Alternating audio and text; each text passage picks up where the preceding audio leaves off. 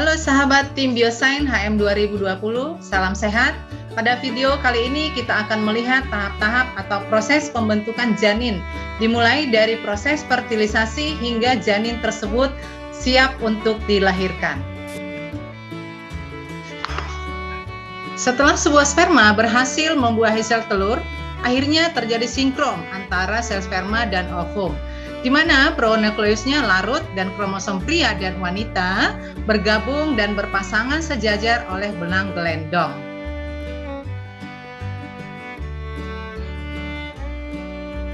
Sekarang sel-sel itu disebut zigot, merupakan sel yang pertama sekali terbentuk yang akan membentuk manusia baru. Tahap pembelahan pun segera dimulai. Sel terus-menerus membelah, 2 sel, kemudian 4, 8, 16, 32, dan seterusnya. Pada tahap ini, sel embrio disebut dengan morula karena bentuknya menyerupai buah murbei. Dan sel masih tertutup oleh zona pellucida.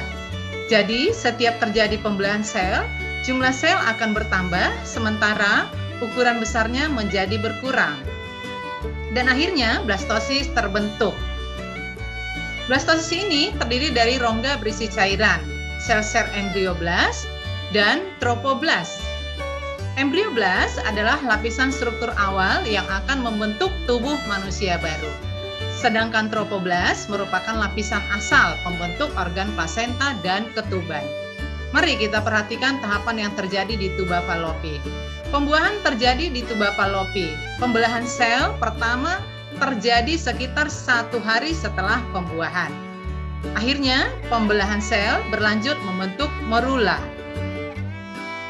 Dan di dalam rahim, blastosis dibuat. Pada tahap ini, rahim beserta selaput rendi rahim telah dipersiapkan untuk implantasi blastosit. Biasanya, blastosis berimplantasi pada bagian posterior dinding rahim. Namun, implantasi ini dapat juga terjadi di samping rahim.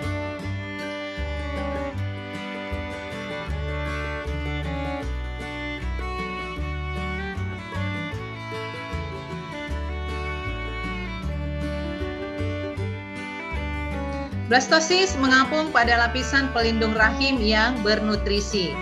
Agar dapat berimplantasi di dalam rahim, blastosis harus menetas atau terlepas terlebih dahulu dari lapisan pelindung zona pellucida.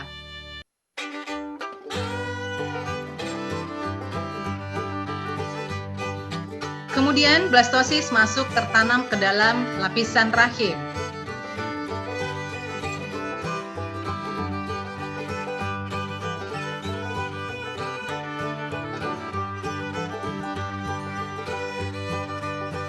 Mari kita perhatikan tahapannya.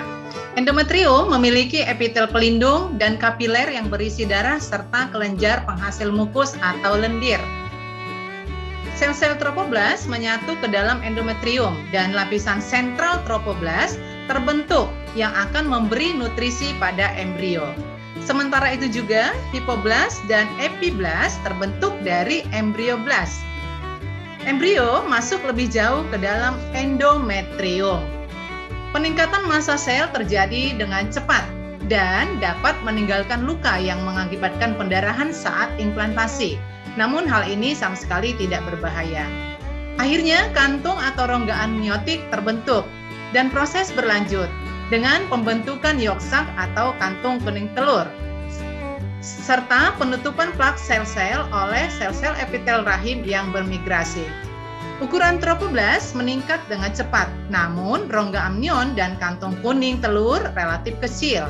Hal ini menimbulkan terbentuknya rongga korionik dan batang tubuh atau body stalk.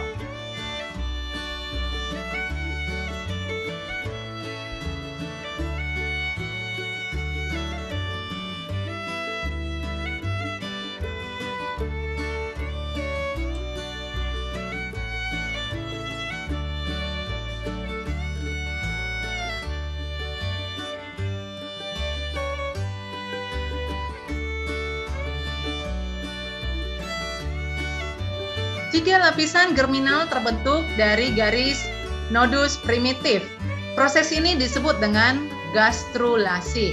Lapisan germinal, ektoderm, mesoderm, dan endoderm. Nantinya masing-masing lapisan ini akan berdiferensiasi menjadi berbagai jaringan dan organ pembentuk janin.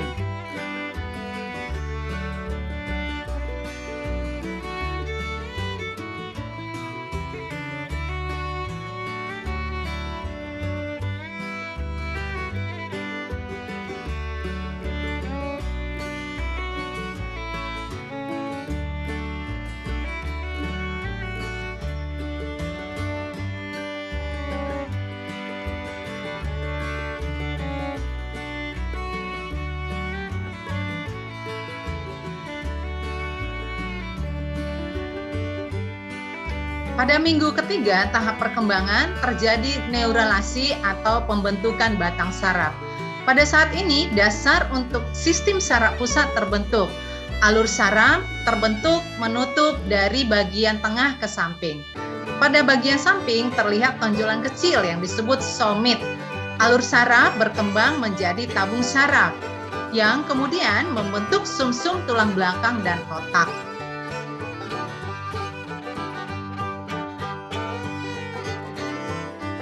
Sel-sel tersebut kemudian menjadi jaringan saraf yang akan mengontrol kita untuk dapat berpikir.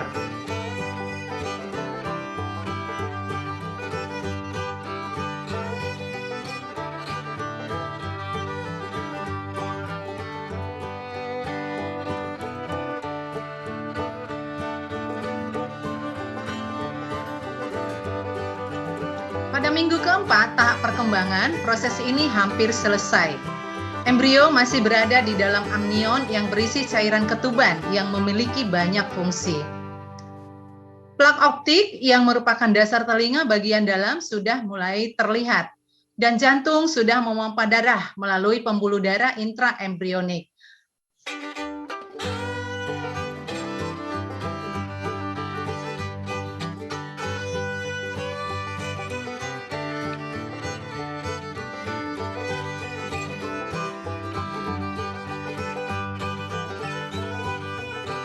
Kantung kuning telur dan body stub secara terus-menerus akan memberi nutrisi pada embrio. Korion terdapat pada bagian membran luar amnion dan terhubung ke body stalk atau batang tubuh. Villi korionik dikelilingi oleh darah ibu.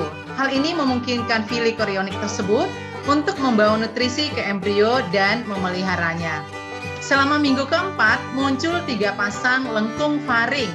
Selain itu, tunas ekstremitas atas sudah terlihat terlebih dahulu, diikuti oleh tunas ekstremitas bawah. Sekarang embrio berbentuk melengkung seperti huruf C. Kaudal masih berbentuk seperti ini. Somit memunculkan sel-sel antara lain pembentuk kerangka dan komponen kulit. Embrio terus berkembang dengan cepat, berukuran sekitar 4-5 mm pada akhir minggu keempat. Lensa plakot dan pusat olfaktorius terbentuk. Selanjutnya, lengan dan tangan serta tungkai dan kaki sudah dapat diidentifikasi dengan baik. Pada minggu ke-8, tangan berkembang dan selaput jari-jari mulai menghilang dan terpisah satu sama lain.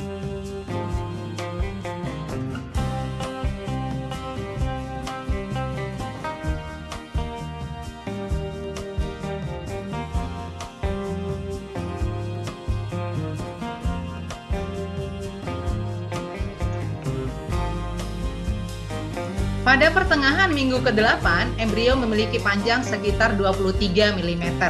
Selaput pada jari kaki akan tetap ada sampai beberapa hari setelah selaput tangan menghilang.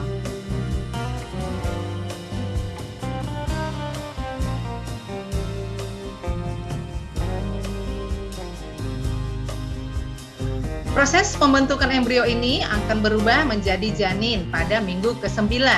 Dan pada bulan ketiga, yaitu dari minggu ke-12, janin sudah memiliki penampilan sama seperti manusia. Kelopak mata tertutup, kulitnya tembus pandang, Pada minggu-minggu berikutnya, janin tumbuh dan terjadi pengerasan tulang atau kerangka janin.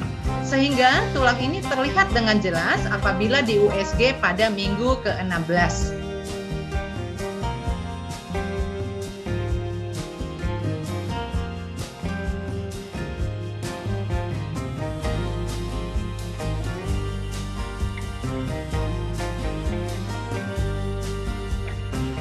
Tubuh tertutupi oleh rambut-rambut lanugo halus yang membantu menjaga lapisan vernix yang disekresikan oleh sel-sel khusus pada kulit. Lapisan vernix ini melindungi kulit dari kontak langsung dengan cairan ketuban. Pada awal minggu ke-18, ibu dapat merasakan gerakan bayi di dalam rahim. Selain itu, gerak refleks menghisap juga dapat terjadi.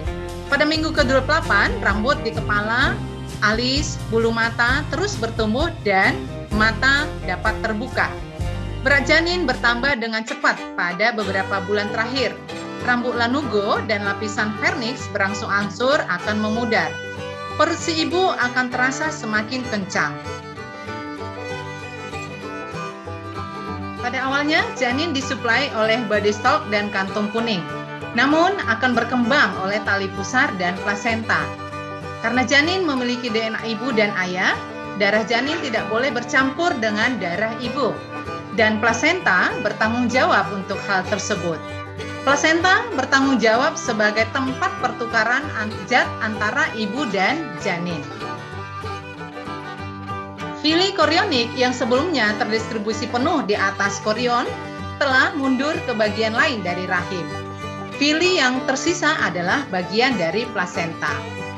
Darah ibu yang kaya akan oksigen dan nutrisi memasuki ruang antar fili melalui pembuluh arteri.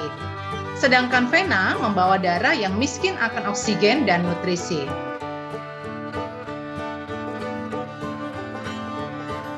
Fili korionik mengekstrak oksigen dan nutrisi yang diperlukan janin dari darah ibu. Nutrisi tersebut antara lain karbohidrat, asam amino, lemak, vitamin, dan zat besi. Oksigen dan nutrisi tersebut kemudian diangkut ke janin melalui pembuluh darah dengan bantuan tali pusat. Namun produk sisa atau limbah juga mencapai fili melalui arteri.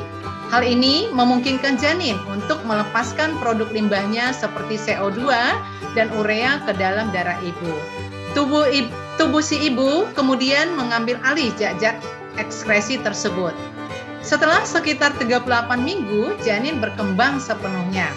Ukurannya sekitar 50 cm dan beratnya sekitar 3.000 gram. Waktunya untuk melahirkan dapat berlangsung sekitar 2-4 minggu ke depan. Demikian proses fertilisasi hingga terbentuknya janin yang dapat saya jelaskan. Salam sehat. Semoga bermanfaat dan terima kasih.